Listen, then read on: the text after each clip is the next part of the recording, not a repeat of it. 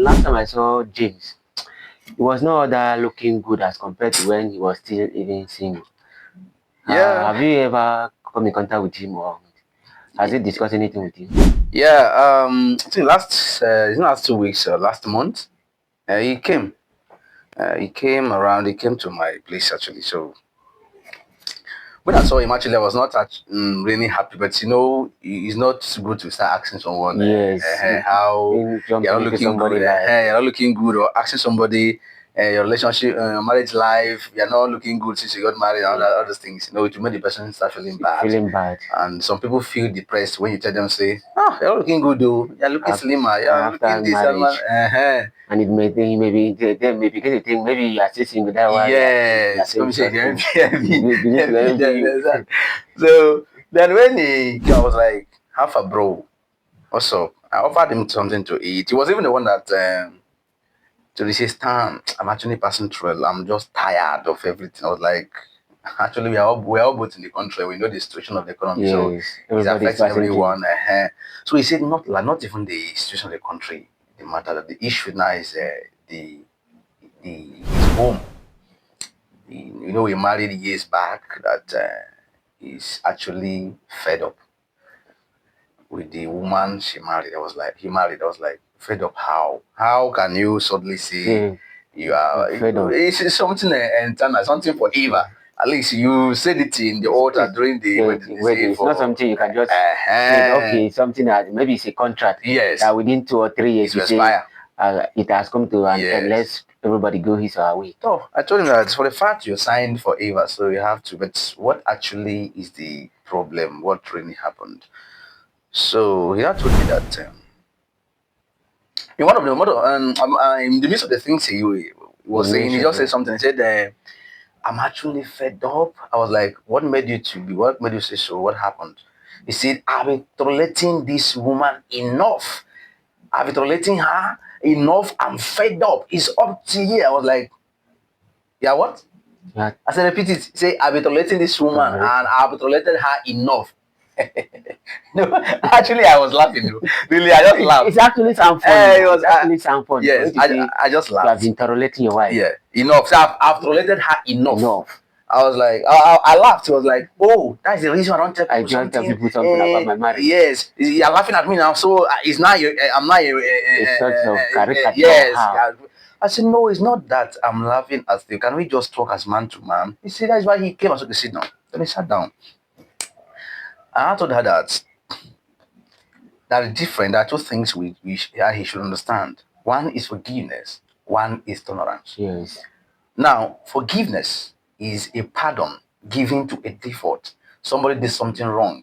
You pardon the person with intention So that that such a thing will not not repeat repeat itself. again. You say, "I forgive you, but don't do Don't it do it again." again.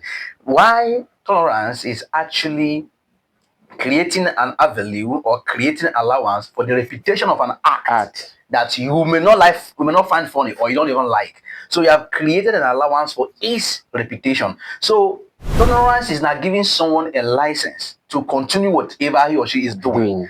Yes, and when you have It's a guarantee. It's a guarantee. and when you have given someone a license, you don't expect the person to stop halfway. So the person finds the joy in doing what I've licensed him to do.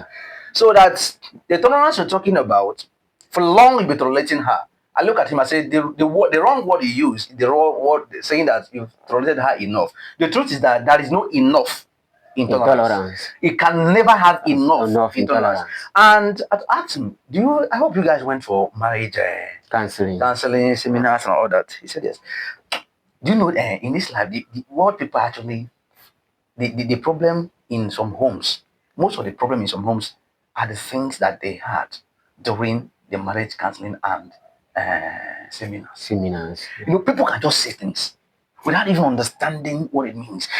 If you hear people talk about marriage, you want to marry and you go to people for advice to talk to you, the first thing in that table is what? For you to marry someone, you have to tolerate her. Tolerance is one of the key points, key this and key that. Okay, you will keep on tolerating what you cannot be able to change. No, they will not, the wrong part is that they will not explain to you what the tolerance Actually is. like what it means, what it stands for. And people So, seems to see that tolerance as something like that does look as if maybe just forgiving somebody so they fail to differentiate between forgiveness and and tolerance. tolerance. So they'll just tell you that for you to actually have a good home, tolerance must be the number one thing. Yes, tolerance is important, but the truth is that anything that fight or threaten the peace of everybody should not be tolerated for any reason.